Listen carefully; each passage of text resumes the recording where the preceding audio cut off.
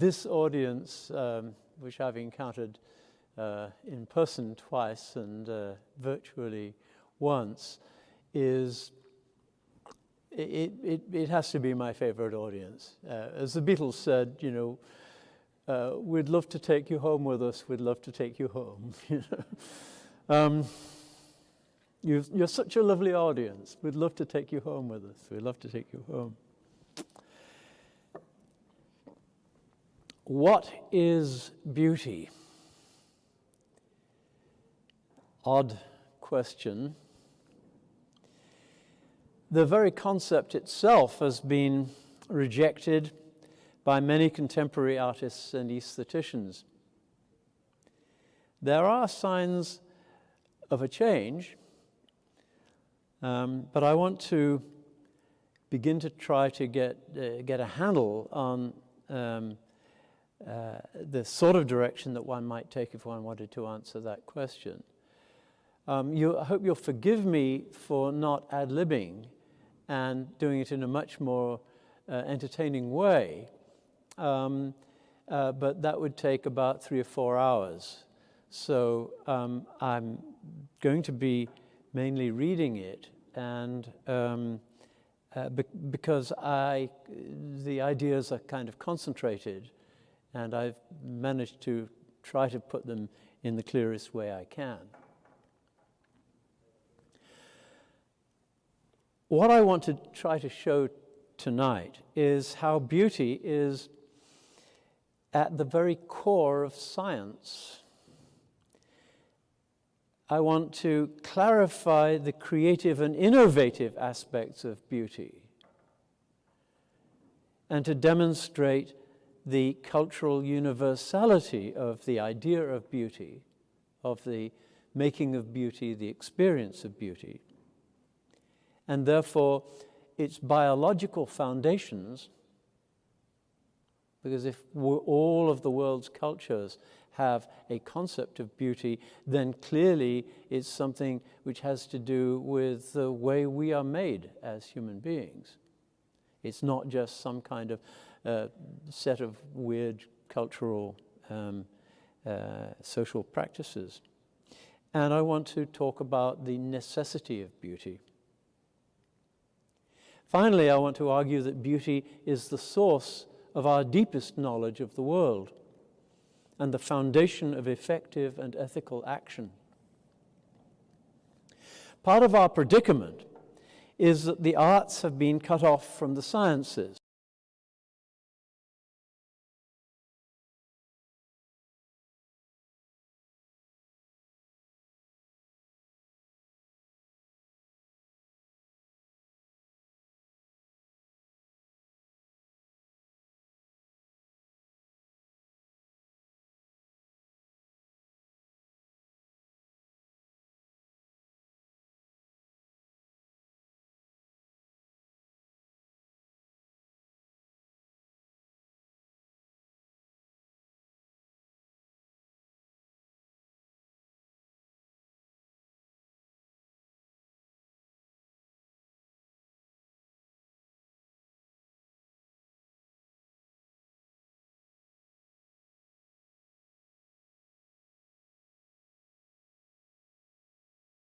Unavailable to artists and aestheticians. At the same time, science itself has been, until recently, though there are encouraging signs of change, fragmented, disunified, mortally afraid of value questions. In practice, all true scientists prefer beautiful scientific theories to ugly ones. But this aspect of science is a long way from the routine of institutionalized science and has seldom penetrated through to the arts. Robert Pirsig put the matter thus in Zen and the Art of Motorcycle Maintenance, which is still, I think, a wonderful book. At present, he says, we're snowed under with an irrational expansion of blind data gathering in the sciences, because there's no rational format for any understanding of scientific creativity. At present, we're also snowed under with a lot of stylishness in the arts, thin art, because there's very little assimilation or extension into underlying form. We have artists with no scientific knowledge and scientists with no artistic knowledge, and both with no spiritual sense of gravity at all.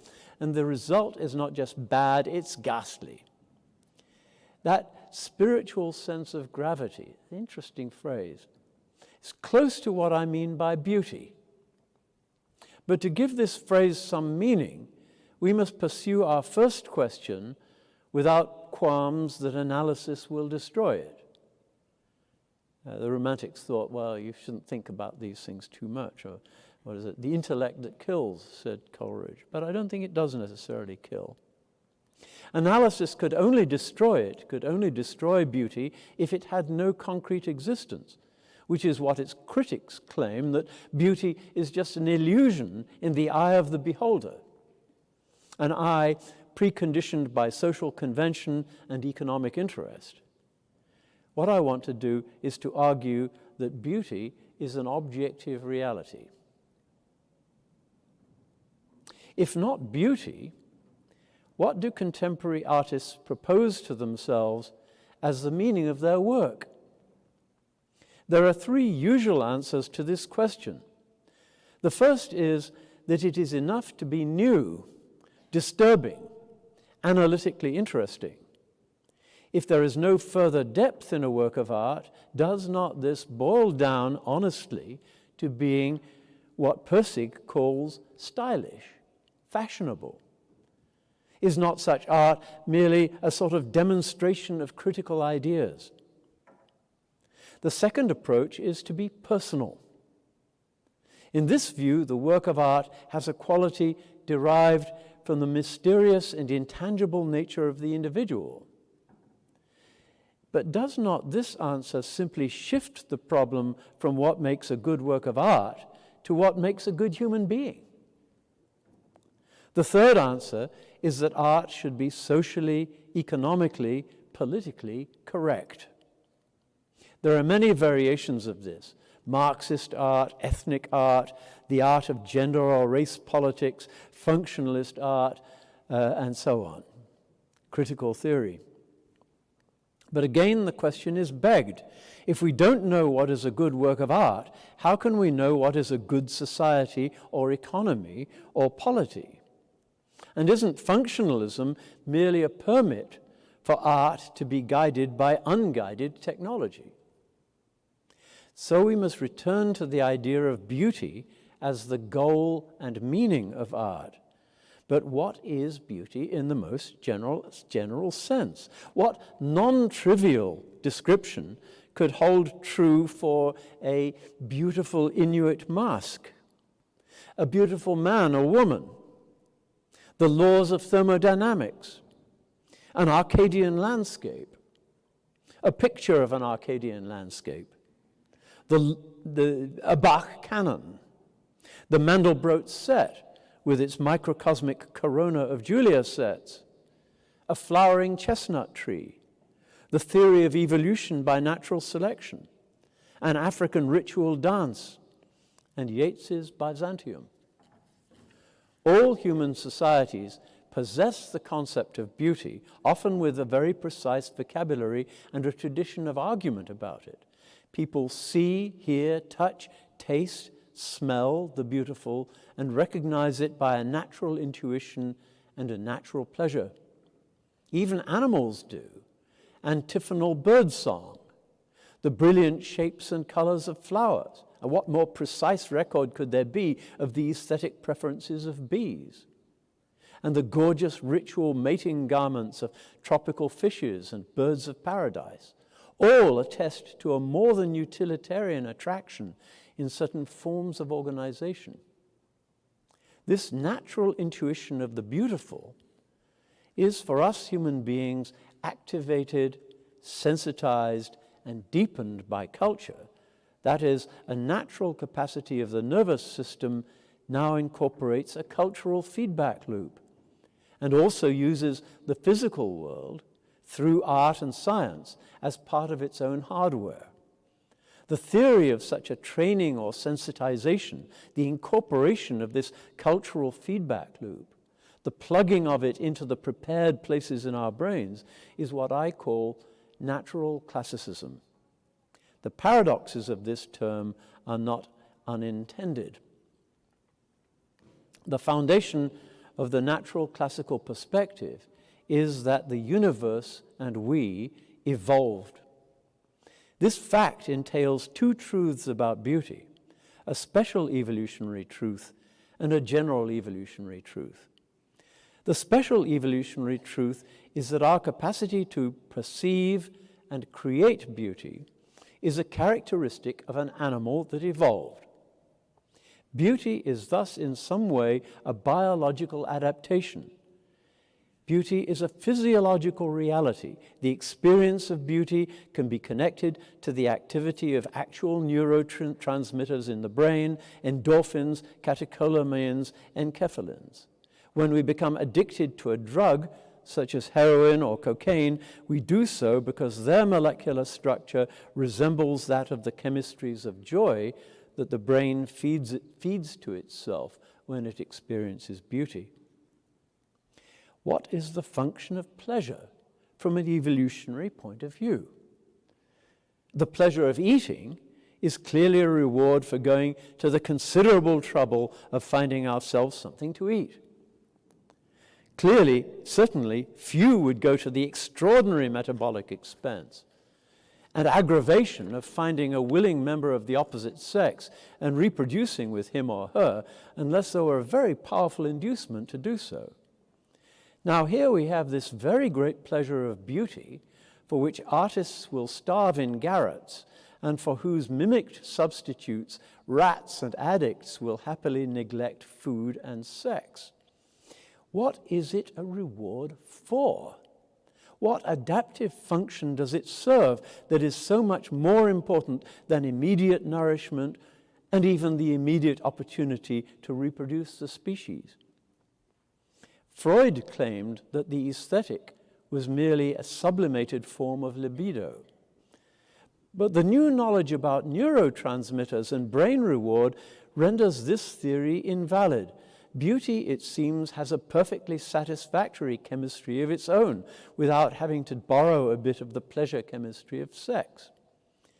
We must re-examine the whole relationship between the beauty that men and women find in each other and sexual desire. Could it not be that the truth is exactly opposite to what Freud thought?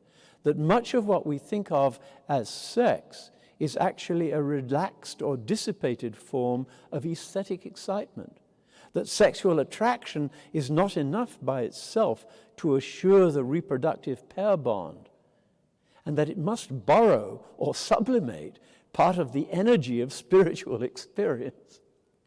What might a psychoanalysis based on such ideas look like?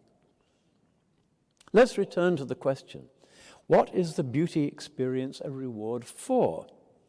To answer this question, we need to know a little about the timing of human evolution, as it is becoming clear from the work of paleoanthropologists, paleolinguists, archaeologists, and paleogeneticists.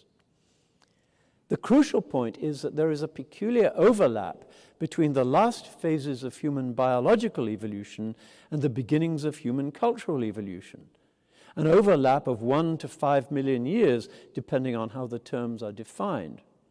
In any case, there was a long period during which human culture could exert a powerful, indeed dominant, selective pressure upon the genetic material of the species, and thus upon the final form that it has taken, if ours is the final form.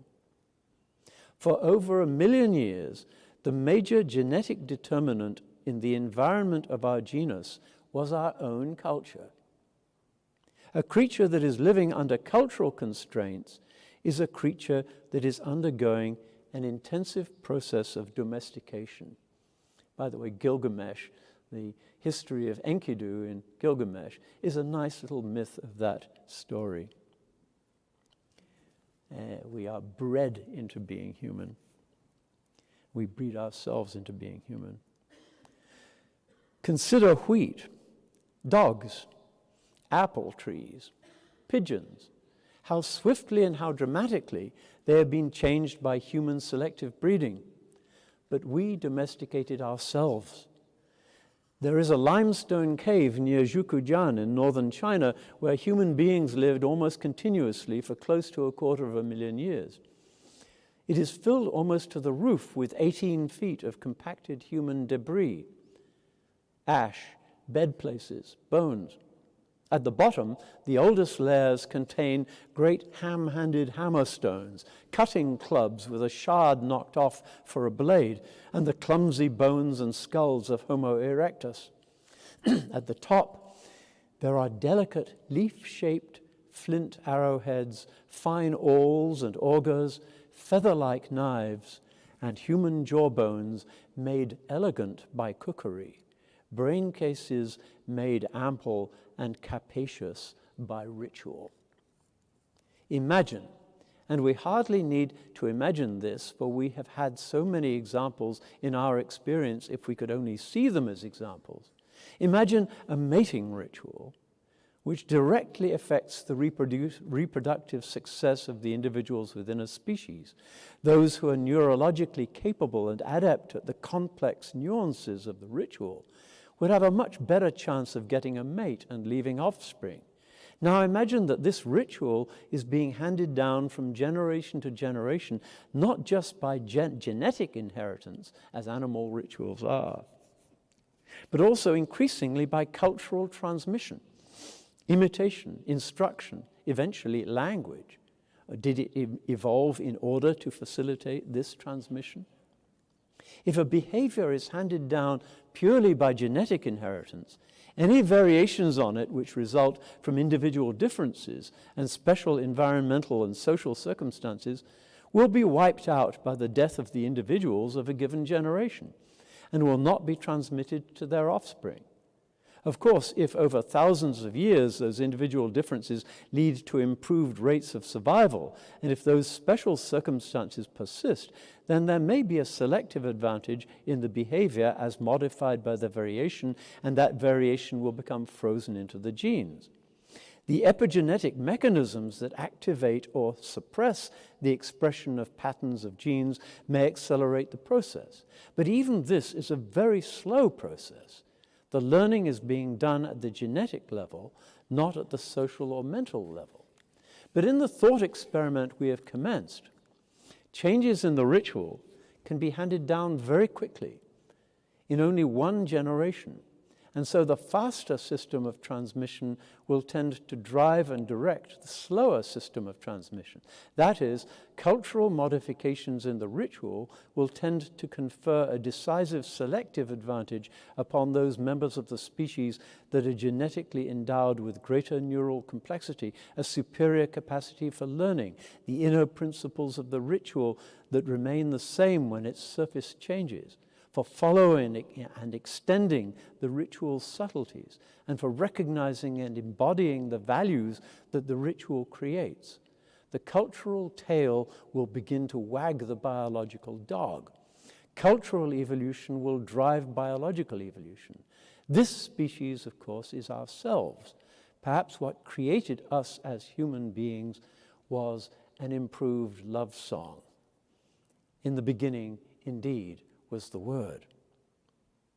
In this scenario, the idea of beauty clearly has a central place. The capacity for recognizing and creating beauty is a competence that we possess, a competence that was selected for by biocultural coevolution. It is both a power that the mating ritual of human and pre-human culture demanded and sharpened, and a value generated by that ritual that it was in our reproductive interest to be able to recognize and embody. Such an analysis might well adjust the balance of traditional paleoanthropology, which has been perhaps excessively concerned with hairy males with flint axes, and begin to provide, if not a feminist anthropology, then a human one, to be and to be able to recognize a beautiful human being, and to desire to mix one's seed with his or hers, might be a survival strategy that drove the flowering of Homo sapiens. Already, some of our examples of beauty, the man and woman, the Inuit mask, the African dance at least, and perhaps several of the others, might begin to fit together under a reasonably rich description. What are the results of this coevolution in the neurobiology of aesthetic experience? Simply to be able to ask this question, that it should be reasonable, indeed predicted by a solid theory, for beauty to have a pan-cultural, neurobiological base, overturns modernist and most postmodernist aesthetics. The evolutionary perspective suggests that we have inherited a number of related natural classical genres or systems by which we generate, recognize, and appreciate beauty. What are these genres? The experimental neuropsychologist Ernst Poppel and I have investigated one of them in some detail, that is poetic meter, or what we have called the neural lyre. All over the world, human beings compose and recite poetry in poetic meter. All over the world, the meter has a line length of about 3 seconds, tuned to the 3-second acoustic information processing pulse in the human brain. Our acoustic present is about 3 seconds long. We remember echoically and completely 3 seconds worth of acoustic information before it's passed on to a longer-term memory system where it is drastically edited, organized for significant content, and pushed down to a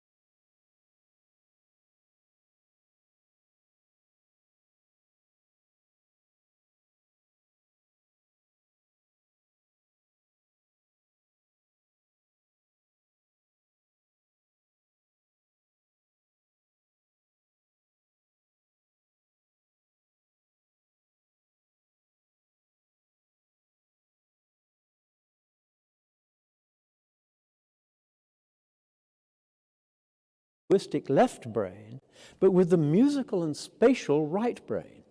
Thus, unlike ordinary language, poetic language comes to us in a stereo neural mode, so to speak, and is capable of conveying feelings and ideas that are usually labeled non-verbal. The genre itself is a biocultural feedback loop that makes us able to use much more of our brain than we normally can. I did a study, Ernst Poppel and I did a study of poetic meters from all over the world, and they all have these same characteristics. This isn't some arbitrary thing like, the game of Tiddlywinks or something like that. It's something that seems to be somehow weirdly part of our genes. Now, I can't go into this kind of detail with the other genres, but they show the same kind of fascinating interplay between inherited biological and learned cultural factors. Let me list just a few of them.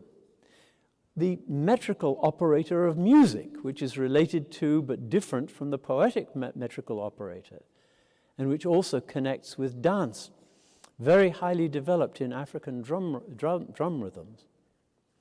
The reflexive or dramatic operator, related to theory of mind, by which we are able to simulate other people's consciousness and point of view in imaginative models containing miniature models of the other person's model of us, and so on, and set them into coherent theatrical interaction. Oh, what some power the gifty gie us, says Robert Burns, to see ourselves as others see us. This natural classical genre does exactly that. The narrative operator, that genre by which we give time a complex tense structure, full of might-have-beens and should-bes, conditionals, subjunctives, branches, hopes, and memories. Fundamentally, the narrative operation, that is, story, constructs a series of events which have the curious property of being retrodictable. Each one seems inevitable once it has happened, but not fully predictable. Before it happens, we have no sound base on which to foretell it. A good story will raise in you a set of expectations which are then greatly or slightly contradicted. But you're given something that makes more sense than your initial hypothesis, which is, of course, why we want to know what happens next, which is the whole thing in story. This operator comes with a large collection of archetypal myths and stories, such as the Swan Princess, which are fundamentally identical all over the world because their seeds are in our genes. My book on epic, I traced 60 different sort of mythemes or plot elements that are more or less culturally universal in all the 60 world epics that I studied. The color combination preferences that are associated with the so-called color wheel, or rather color solid, and this seems to be, again, sort of built in. A similar visual detail frequency preference system, which makes us prefer pictures and scenes with a complexly balanced hierarchy of high-frequency information, that is, dense textures and small details, ranging through to low-frequency information, large general shapes and compositions. Consider, for instance, Japanese prints or the Arcadian landscape paintings of Poussin and Claude. A representational operator, picturing, unique to human beings, whereby we can reverse the process of visual perception and use our motor system to represent what we see by drawing, painting, or sculpting. Musical tonality and the inexhaustible language it opens up, from Chinese classical music through Balinese gamelan to the fugues and canons of Bach, and many more. Researchers of great boldness and brilliance are working to clarify the neuropsychology and anthropology of these systems. It's a whole new branch of science now.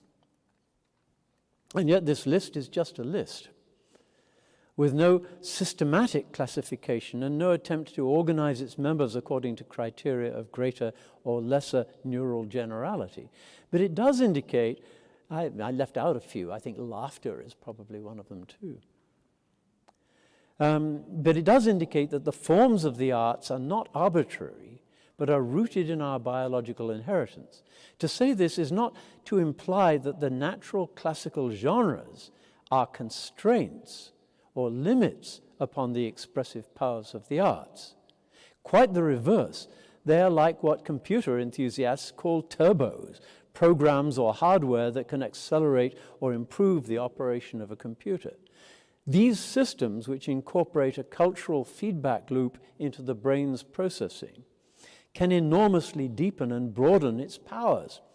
Language itself may be one of the most comprehensive and earliest of them. They are not constraints any more than the possession of a hammer or a screwdriver is a constraint upon our carpentry. But their use must be learned. An aesthetic education that assumes that genres are obstacles to creativity and which thus does not bother to teach the old ones deprives our children of their inheritance. So much for the special evolutionary truth about beauty. Without the general evolutionary truth, it would be meaningful only in a practical sense. It would leave out that tremble of philosophical insight that we associate with beauty, and would ignore the beauty that we find in nature and in the laws of science. It is not enough from an evolutionary point of view that individuals within a species should be endowed with a species-specific sense of beauty related to cooperation and sexual selection, even if the selection favors big brains, sensitivity, and artistic grace. The whole species must benefit from possessing a sense of beauty. This could only be the case if beauty is a real characteristic of the universe, one that it would be useful, adaptive, to know. How might it be? I mean, for instance, we all see in color, and the body goes through great metabolic expense to have us see in color. If there was no such thing as color or anything like it in the universe, if there weren't distinctions between wavelengths and so on, it would be completely useless. We have this capacity to see beauty, to experience beauty. Well, doesn't that mean that maybe beauty is as real as color is? What I want to suggest is that the experience of beauty is a recognition of the deepest tendency or theme of the universe as a whole. This may seem a very strange thing to say, but there is a gathering movement across many of the sciences that indicates that the universe does have a deep theme or tendency, a leitmotif that we can begin very tentatively to describe, if not fully understand. Let's, a little digression, let's play with an idea of Kant's, and see where we get if we treat the aesthetic as something analogous to perception. Imagine dropping a rock on the floor.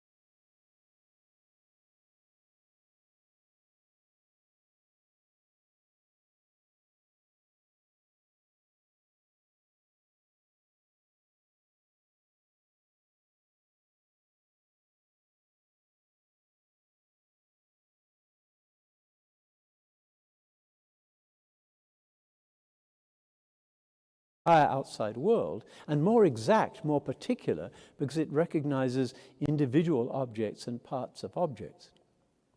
Now, if you were a dancer, and the creature that you dropped were a human being, a yet more astonishing capacity comes into play. One could write a novel about how the dance partners experienced this drop, this gesture. Whole detailed worlds of implication, of past and future, of interpretive frames come into being, and the table and the dancing floor do not lose any of the guinea pig's reality, but instead take on richnesses, subtleties, significant details, held as they are within a context vaster and more clearly understood. What is this awareness that is to perception what perception is to sensation, and sensation to mere physical reaction? The answer is aesthetic experience. Aesthetic experience is as much more constructive, as much more generous to the outside world, as much more holistic, and as much more exact and particularizing than ordinary perception, as ordinary perception is than mere sensation. Thus, by ratios, we may ascend from the known to the very essence of the knower. Aesthetic perception is not a vague and touchy-feely thing relative to ordinary perception, quite the reverse. That is why, given an infinite number of theories that will logically explain the facts, scientists will sensibly always choose the most beautiful theory. For good reason, this is the way the world works. Beauty in this view is the highest integrative level of understanding and the most comprehensive capacity for effective action. It enables us to go with rather than against the deepest tendency or theme of the universe, to be able to model what will happen and adapt to or change it. Such benefits might well be worth the enormous metabolic expense of the brain, that organ that spends a third of the body's oxygen and sugar, and for which the body will willingly sacrifice itself. But this line of investigation has clearly brought us to a question which it seems audacious to ask in this anti-metaphysical age. Let us ask it anyway. What is the deepest tendency or theme of the universe? Well, we're going to find out tonight, right? Grain of salt here. Let's make another list, a list of descriptions or characteristics of that theme or tendency. We can always adjust or change the list if we want. Unity in multiplicity. The universe does seem to be one, though it is full of an enormous variety and quantity of things. I'm trying to make us recognize with astonishment things that we simply take for granted. Why should the universe be like that? It is full of it seems to be one, but it's full of an enormous variety and quantity of things. Our best knowledge about its beginning, if it had one, is that everything in the universe was contracted into a single hot, dense atom, or if it had no beginning, then it is bounded by a single space-time continuum out of which all forms of matter and energy emerge. Complexity within simplicity. The universe is very complicated, yet it was generated by very simple physical laws, like the laws of electromagnetism and thermodynamics. Generativeness and creativity. The universe generates a new moment every moment, and each moment has genuine novelties. The universe's most basic tendency or theme is that it should not just stop. As it has cooled, it produced all the laws of chemistry, all the new species of animals and plants, and finally ourselves and our history. Rhythmicity. The universe can be described as a gigantic self-nested scale of vibrations, from the highest frequency particles which oscillate with an energy of 10 million trillion giga-electron volts to the slowest conceivable frequency or deepest of all tones, which vibrates over a period sufficient for a wave to cross the entire universe and return. Out of these vibrations, often in the most delicate and elaborate mixtures or harmonies of tone, everything is made. Hierarchical organization. Big pieces of the universe contain smaller pieces, and smaller pieces contain smaller pieces still, and so on. Relatively big pieces, such as planets and stars, control to some extent, through their collective gravitational and electromagnetic fields, the behavior of the smaller pieces of which they are composed, while the smaller pieces together determine what the larger pieces are to begin with. We see this same hierarchical organization, much more marvelously complex and precise, in the relationship of the smallest parts of the human body to the highest levels of its organization, from elementary particles through atoms, molecules, cells, organelles, and organs, to the neural synthesis of the whole in the brain that delegates its control down the chain. Consider also the elegant hierarchy of support, control, cooperation, and dependency that one finds in the parts and whole of a Bach canon. Self-similarity, related to the hierarchical property, is a marvelous property now being investigated by chaos theorists and fractal mathematicians. The smaller parts of the universe often resemble in shape and structure the larger parts of which they are components, and those larger parts in turn resemble the still larger systems that contain them, like Dante's Divine Comedy, in which the three-line stanza of its microcosm is echoed in the Trinitarian theology of its middle-level organization, and in the tripartite structure of the whole poem.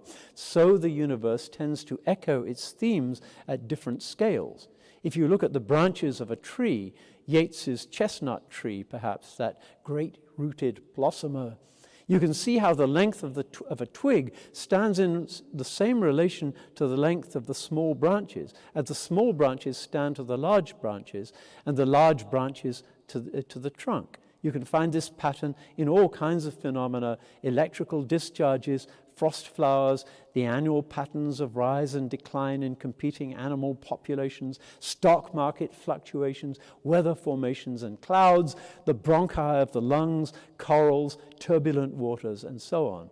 And this harmonious relation of small to large is beautiful. One of the most powerful numbers in the world in that respect is phi, which is the golden section ratio, the Fibonacci ratio. Now, these descriptions would be immediately recognized by scientists in many fields as belonging to feedback processes and the structures that are generated by them. Indeed, it is often difficult to tell the process apart from the product. How can we tell the dancer from the dance? The fundamental tendency or theme of the universe, in short, is reflexivity or feedback. Or you could put it in other terms, that is perhaps relative or autonomy, or even freedom. We're beginning to understand more and more clearly that the universe is a phenomenon of turbulence, the result of a nested set of feedback processes. Hence, it is dynamic and open-ended. Open-ended, moreover, precisely and because of its continual attempt to come to closure, to fall to a stop. Moreover, as with any dynamic, nonlinear, open feedback process, the universe continually generates new frames and dimensions, new rules and constraints, and its future states are too complicated to be calculated by any conceivable computer made out of the universe as it is. It is retrodictable, but not predictable, like a beautiful story. You get to the end of the detective novel, the good detective novel, the Agatha Christie, Poirot sort of gathers everybody together and goes through all the possible suspects, and finally he comes up with the solution. Everybody goes, I should have known. It was obvious all along. But it wasn't obvious all along. Time is like that. The universe is like that. In other words, the universe is what we call free.